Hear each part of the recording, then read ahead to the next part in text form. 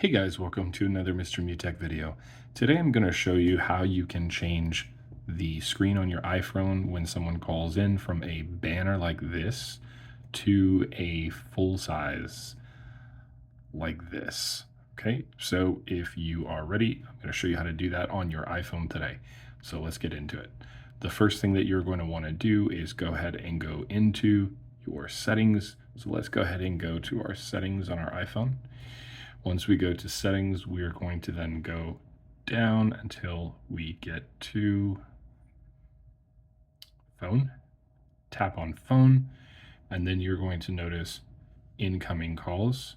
Right now, by default, iPhone has a banner set, but you're going to want to just go ahead and tap on full screen. Once you do that, just back out and you are good to go. And you'll notice that the full screen calls are coming in from all of your contacts. Hopefully that was helpful. If it was, feel free to like this video, and if you'd like to subscribe, that would be awesome as well. Take care. Have a great day.